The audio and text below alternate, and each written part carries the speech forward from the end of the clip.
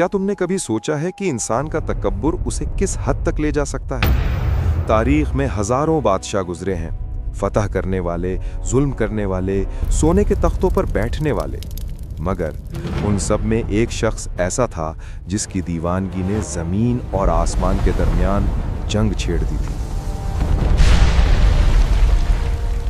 वो पहला शख्स था जिसने अपने सर पर ताज रखा। वो पहला शख्स था जिसने कहा, जमीन पर भी मैं हूं और आसमान पर भी मैं ही हूं। उसने जमीन के सबसे ऊंचे बुर्ज पर खड़े होकर अपनी कमान आसमान की तरफ सीधी की और तीर चला दिया। जब वो तीर वापस आया तो उस पर खून लगा था और उस बादशाह ने कहकहा लगाया और अपनी कौम से कहा, देखो मैंने आसमान वाले को भी कत्ल कर दिया। ये कहानी फिरौन से पहले की है। ये कहानी है बाबिल के उस जब्बार की जिसका नाम सुनकर आज भी इबरत का एहसास होता है। ये कहानी है नमरूद की।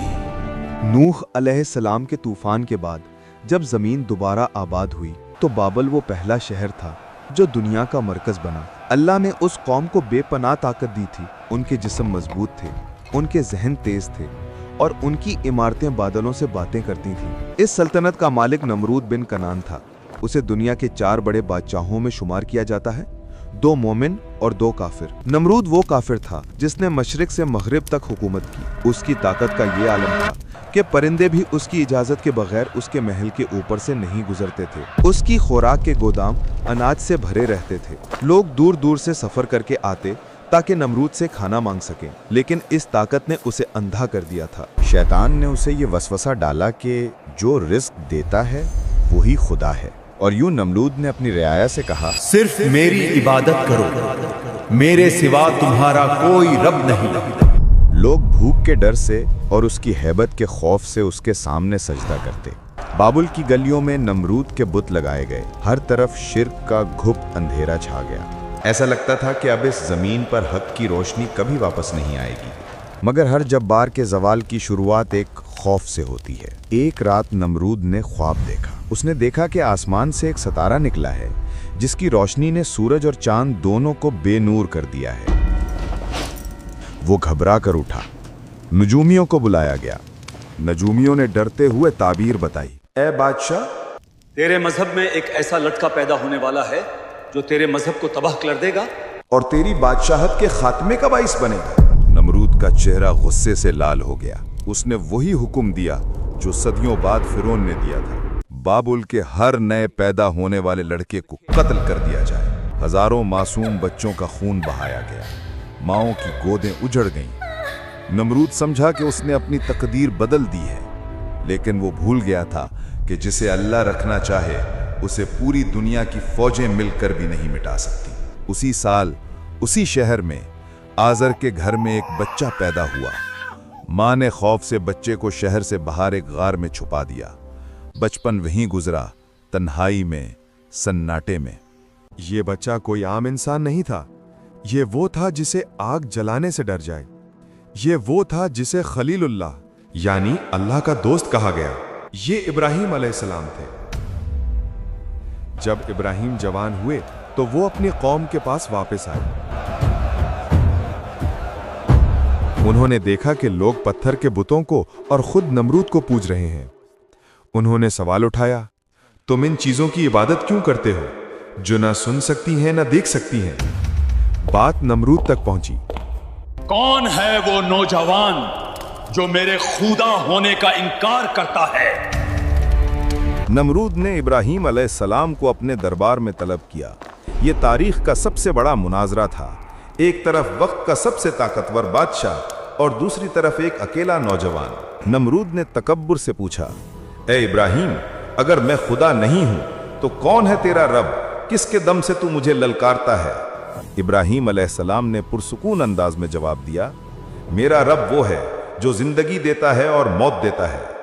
नमरूद ने कहकहा लगाया। उसने फौरन 2 कैदी बुलाए, एक वो जिसे मौत की सजा हो चुकी थी और एक वो जो बेकसूर था। नमरूद ने हुक्म दिया, जिसे मौत की सजा मिली है इसे आजाद कर दो और जो बेकसूर है इसे अभी कत्ल कर दो। तलवार चली और सर धड़ से अलग हो गया। नमरूद ने फख्र से कहा, मैंने उसे मौत दी और उसे जिंदगी दी। मैं ही खुदा हूं। ये मंतिक नहीं थी, ये धोखा था। मगर इब्राहिम अलैहिस्सलाम बहस में नहीं पड़े। उन्होंने वो दलील पेश की जिसने नमरूद की बोलती बंद कर दी। उन्होंने नमरूद की आंखों में आंखें डालकर कहा, बेशक मेरा अल्लाह सूरज को मशरिक से निकालता है। अगर तू खुदा है तो इसे मगरिब से निकाल कर दिखा। दरबार में सन्नाटा छा गया। वो जब्बार जो पूरी दुनिया पर हुक्म चलाता था, आज एक जुमले के सामने लाजवाब हो गया था। सूरज? सूरज पर उसका कोई इख्तियार नहीं था। कायनात के निज़ाम पर उसका कोई जोर नहीं था। उस वक्त कुरान कहता है, फबुहितल लज़ी कफ़र, तो वो हक्का बक्का रह गया जिसने कुफ्र किया था। लेकिन हिदायत उसे मिलती है जो तलब करे। नमरूद शर्मिंदा होने के बजाय घबराहट और गुस्से में पागल हो गया। उसने इब्राहीम अलैहिस्सलाम को आग में डाला, मगर अल्लाह ने आग को ठंडा कर दिया। जब नमरूद ने देखा कि आग भी इब्राहीम का कुछ नहीं बिगाड़ सकी, तो उसका जुनून आखिरी हद पार कर गया। उसने कहा, मैं उस खुदा से जंग करूंगा जिसने मेरी आग बुझा दी। उसने बाबल में एक अजीमुशान बुर्ज तामीर करवाना शुरू किया। उसका मकसद था कि वो आसमान तक पहुंचकर नौजुबिल्ला अल्लाह को ढूंढ सके और उससे लड़ सके। ये वही वक्त था जब उसने तीर चलाया और वो खून आलूद वापस आया।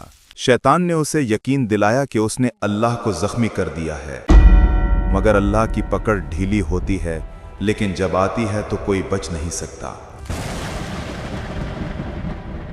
अल्लाह ने एक फरिश्ता भेजा। फरिश्ते ने नमरूद को आखिरी बार समझाया, ईमान ले आ, तेरी बादशाहत कायम रहेगी। नमरूद ने कहा, मेरे पास अपनी ताकत है, अपनी फौज है, मुझे किसी की जरूरत नहीं। 3 बार दावत दी गई, 3 बार इनकार किया गया। आखिरकार नमरूद ने चिल्लाकर कहा, अपने खुदा से कहो अपनी फौज लेकर आए, मैं मैदाने जंग में उसका इंतजार करूंगा। सूरज निकल आया। नमरूद अपनी अजीम तरीन फौज लेकर मैदान में खड़ा था। वो आसमान की तरफ देख रहा था, इंतजार में कि कोई फरिश्ते उतरेंगे या कोई बिजली गिरेगी। वो अपनी तलवार लहरा रहा था। तभी उफक पर एक निशानी नजर आई। दूर से एक काला बादम आता दिखाई दिया। नमरूद के सिपाही खुश हुए। उन्होंने सोचा, शायद बारिश होने वाली है या शायद ये दुश्मन का धोखा है। मगर जैसे जैसे वो बादल करीब आया, एक अजीब सी आवाज सुनाई देने लगी। वो बादल नहीं था, वो परिंदे नहीं थे, वो मच्छर थे।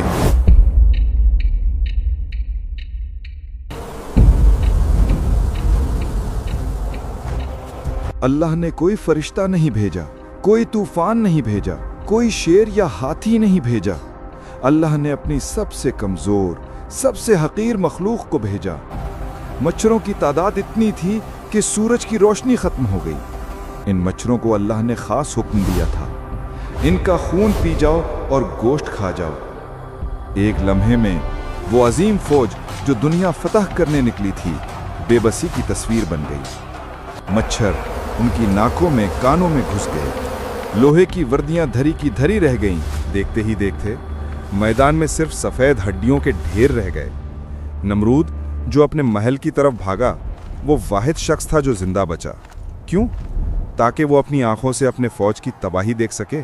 नहीं, बल्कि इसलिए कि अल्लाह ने उसके लिए एक अलग और भी दर्दनाक अंजाम लिखा था।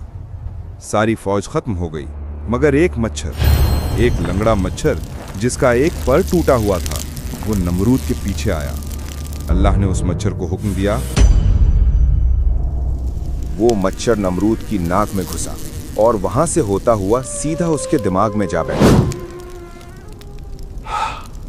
और फिर शुरू हुआ वो अजाब जिसके सामने मौत एक तोहफा लगती। वो मच्छर जब दिमाग में पर फड़फड़ाता या काटता तो नमरूद दर्द से पागल हो जाता। उसे ऐसा लगता जैसे हजारों हथौड़े उसके सर पर बरसाए जा रहे हैं। वो शख्स जो कहता था मैं खुदा हूं, अब वो अपने अदना गुलामों के आगे गिड़गड़ाता था। उसे सुकून सिर्फ तब मिलता जब उसके सर पर जोर से जूते मारे जाते। जब जूता पड़ता, मच्छर डर कर रुक जाता और नमरूद को चैन आता। सोचो, जरा तसव्वुर करो।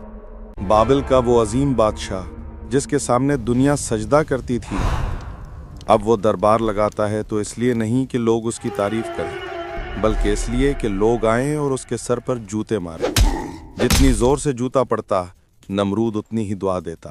तारीख लिखती है कि नमरूद ने 400 साल तक तकब्बुर की हुकूमत की थी, इसलिए अल्लाह ने उसे 400 साल तक इस अजाब में मुब्तला रखा। 400 साल तक वो जूतियां खाता रहा, यहाँ तक कि उसका सर जख्मों से चूर हो गया और वो पागल होकर मर गया।